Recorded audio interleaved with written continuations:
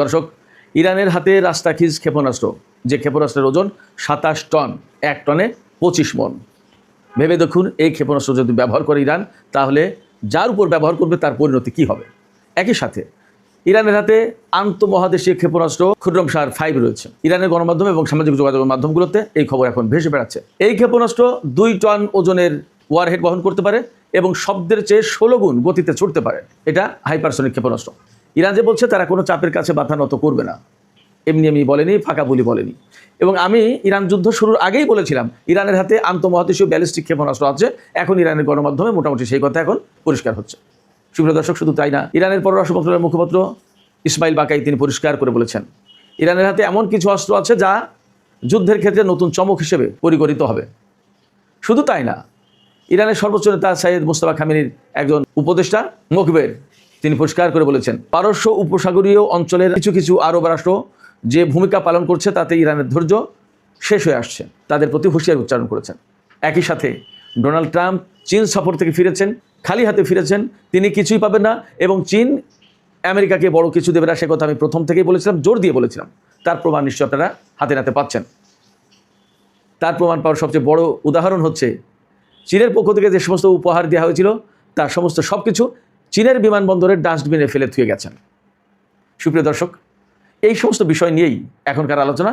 এর সাথে আরেকটা গুরুত্বপূর্ণ খবর নিয়েও কথা বলবো, সেটি হচ্ছে আগামী ১৯ এবং ২০ তারিখ এই 2 দিন রাশিয়ার প্রেসিডেন্ট ভ্লাদিমির পুতিন চীন সফর করবেন। তাহলে কি চীন বিশ্ব রাজনীতির কেন্দ্রবিন্দুতে পরিণত হলো কিনা? চলুন এবার বিস্তারিত আলোচনায় যাই। তার আগে বলে রাখি, যদি ভিডিও ভালো লাগে লাইক, কমেন্ট, শেয়ার করবেন এবং চ্যানেলটি সাবস্ক্রাইব করে সাথেই থাকবেন। দর্শক, চলুন মূল আলোচনা করি। ইসলামী প্রজাতন্ত্র ইরানের পররাষ্ট্র মন্ত্রণালয়ের মুখপাত্র ইসমাইল বাকাই তিনি সম্প্রতি একটি সাক্ষাৎকারে বলেছেন যে ইরানের হাতে এমন কিছু চমক আছে যে চমক সত্যি সত্যি যদি শত্রুপক্ষ ইরানের উপরে হামলা করে তাহলে ইরান ব্যবহার করবে, ইরান দেখাবে। অর্থাৎ নতুন করে যদি যুদ্ধ শুরু করে শত্রুপক্ষ, তাহলে ইরান সেটা প্রকাশ করবে। এই চমকের ব্যাপারে ইসমাইল বাকাই একদম পরিষ্কার করে কিছু বলেননি। কি সেই চমক? আমি এর আগে আপনাদেরকে 2-1টা ধারণা দিয়েছিলাম। যেমন একটা কথা বলেছিলাম যে ইরানের হাতে এমন ক্ষেপণাস্ত্র আছে যে ক্ষেপণাস্ত্র ব্যবহার করলে কোনো শহরের উপরে ছুড়লে সেই শহর কয়েক সেকেন্ডের ভিতরে একদম অন্ধ হয়ে যাবে। অর্থাৎ ওই শহরে যত ইলেকট্রনিক ডিভাইস আছে তার সমস্ত সব কিছু বিকল হয়ে যাবে, একদম অকেজো হয়ে পড়বে। তার মানে তখন কোনো early warning system, radar system, ক্ষেপণাস্ত্র প্রতিরক্ষা ব্যবস্থা, মোবাইল, এর মানে ডিভাইস বলতে যা বোঝায় ইলেকট্রনিক যে সমস্ত জিনিসপত্র তার কিছুই কাজ করবে না, সব অচল হয়ে যাবে। ইসমাইল বাকাই এখন যে ইঙ্গিত দিয়েছেন সেই ইঙ্গিতের সাথে ইরানের গণমাধ্যমগুলো যদি আমরা মিলিয়ে দেখি, তাতে বলা হচ্ছে ইরানের হাতে রাস্তাখিজ অর্থাৎ কিয়ামত ক্ষেপণাস্ত্র রয়েছে। এই ক্ষেপণাস্ত্রের ওজন ২৭ টন। একটা ক্ষেপণাস্ত্র হচ্ছে লম্বা 14 মিটার, 14 মিটার মানে 28 হাত লম্বা। যদি লম্বা 28 হাত হয় তাহলে তার বেড় কত? ২৭ টন ওজন বহন করতে পারে। 1 টনে 25 মণ বলেছি, অর্থাৎ 1 টনে 1000 কেজি, 27 টনে ২৭,০০০ কেজি। চিন্তা করুন, বলা হচ্ছে এটা কিয়ামত, অর্থাৎ একদম শেষ ক্ষেপণাস্ত্র, অর্থাৎ এরপরে আর কোনো ব্যবহার থাকবে না, একদম আখেরি জিনিসপত্র এটা। এই ক্ষেপণাস্ত্র ইরানের হাতে আছে, এটা নিয়ে ব্যাপক আলোচনা চলছে। ইরানের গণমাধ্যমে এই সমস্ত নিয়ে আলোচনা তুঙ্গে। এর সাথে ইরানের হাতে রয়েছে খুররমশাহ 5 ক্ষেপণাস্ত্র।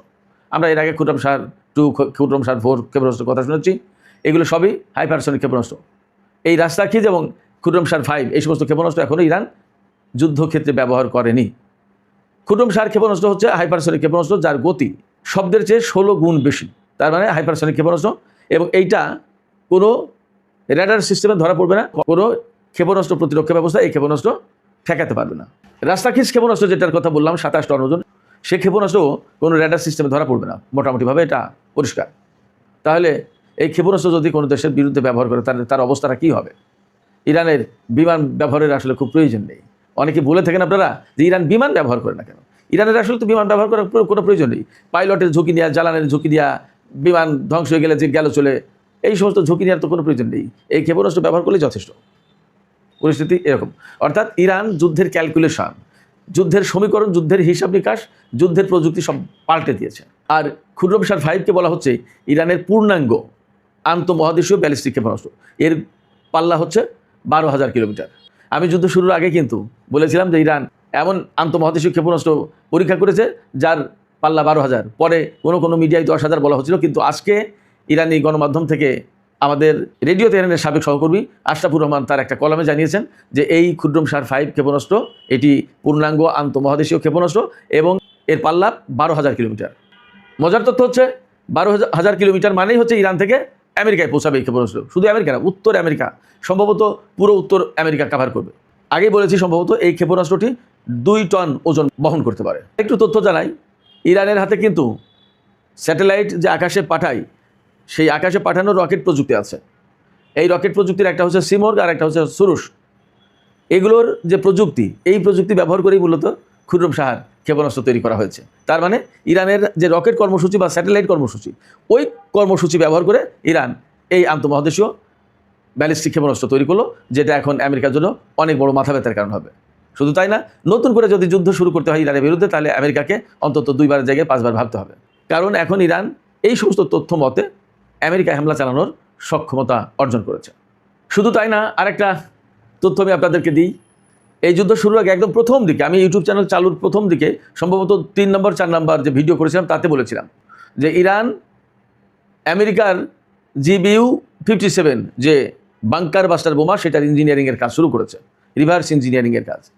এখনকার তথ্য হচ্ছে সেই রিভার্স ইঞ্জিনিয়ারিংয়ের কাজ শেষ হয়েছে এবং এখন ইরানের হাতে আমেরিকার প্রযুক্তিতে তৈরি GBU-57 বাংকার বাস্টার বোমা ইরানের হাতে। অর্থাৎ আমেরিকার প্রযুক্তি এর ত্রুটি বিচ্যুতি ঠিকঠাক করে এখন ইরান নতুন করে তার মতো করে ব্যবহার করবে। ইরানের প্রযুক্তি এখন এটা। এই বোমা কোথা থেকে ইরানের হাতে আসলো? ওই যে জুন মাসের যুদ্ধে আমেরিকা ইরানের পরমাণু স্থাপনার উপর হামলা চালিয়েছিল, বাংকার বাস্টার বোমা দিয়ে হামলা চালিয়েছিল। সেই বাংকার বাস্টার বোমার কোনোটা বিস্ফোরিত হয়নি। বিস্ফোরিত না হওয়ার কারণে এই বোমাগুলোকে ইরান খুব কৌশলে কায়দা করে নিজেদের আয়ত্ত নিয়েছে, ডিফিউজ করে নিজেদের কায়দায় নিয়ে সেইটাকে রিভার্স ইঞ্জিনিয়ারিং করেছে, করে এখন সেই বোমা শত্রুর বিরুদ্ধে ব্যবহারের উপযুক্ত হয়েছে। একটা বোমার ওজন 13,600 কেজি, 13,600 কেজি। অবশ্য আমি একটু আগেই যে বললাম রাস্তাকিজ ক্ষেপণাস্ত্র, যেটার ওজন 27 টন, এই জিবিউ বোমার চেয়ে ডাবল, তো যাই হোক, ইরানের হাতে এই ধরনের এখন ভয়ঙ্কর অস্ত্র রয়েছে, যা ইসরায়েল এবং আমেরিকাকে বড় বেশি ভাবাচ্ছে, তাদের জন্য অনেক বেশি ভাবনার কারণ হয়ে দাঁড়িয়েছে। সুপ্রিয় দর্শক, যুদ্ধ এবং ইরানের হাতে বিভিন্ন ধরনের অস্ত্রের